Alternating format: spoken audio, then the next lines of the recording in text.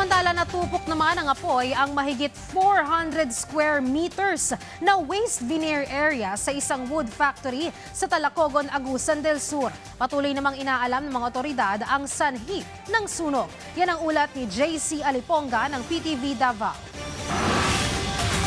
Makikita sa video ang malakas na pagsiklab ng apoy sa isang waste veneer sa isang wood factory na matatagpuan sa Purok Durian, Barangay San Agustin, Talacogon, Agusan del Sur. Nangyari ito nito lamang Martes, alas 2 ng hapon. Ayon sa Bureau of Fire Protection o BFP Talacogon, mabilis ang pagkalat ng apoy dahil ang nasunog na bahagi ay puno ng mga basurang kahoy. Dahil dito, umabot ito sa ikalawang alarma. Tinatayang umabot sa mahigit 400 square meters ang lawak ng nasunog. Wala namang naitalang nasugatan sa insidente. Dagdag pa ng mga bumbero, hindi rin nadamay ang main building ng nasabing wood factory. Patuloy ang kanilang investigasyon upang matukoy ang tunay na sanhi ng insidente at ang kabuuang halaga ng danyos. Itinituring ito ang ngayon ang pinakamalaking sunog na naitala ng BFP Talacogon ngayong taon.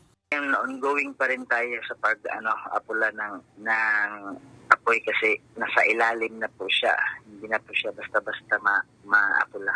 Dahil sa sunog, pansamantalang itinigil ang operasyon ng nasabing wood factory upang masiguro ang kaligtasan ng mga manggagawa at matapos ang pag-apula ng apoy. Nagsagawa rin ng hakbang ang BFP upang mapigilan ang pagkalat ng apoy sa iba pang istruktura. Iwasan namin na hindi siya makatawid ng apoy sa building. So ang ginagawa namin, gumawa kami ng yung kanal, yung mga nasunog, na yun lahat.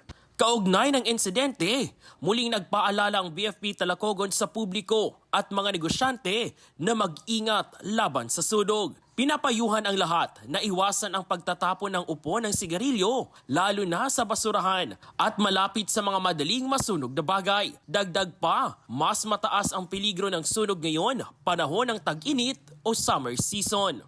Mga pagganyan, huwag po tayong basta-basta magtapon ng, halimbawa, sigarilyo, saka yung makakos ng pag-start ng apoy. Para po may iwasan ang sunog po. Sa kasalukuyan, mas pinalakas ng BFP Talacogon ang kanilang Recorrida program kung saan naglilibot sila sa mga barangay upang magbigay ng impormasyon kaugnay sa pag-iwas ng sunog. Kasabay dito ang pagbibigay ng mga hotline number na maaaring tawagan sa panahon ng emerhensiya. Mula dito sa Davao City, JC Aliponga para sa Pangbansang TV sa Bagong Pilipinas.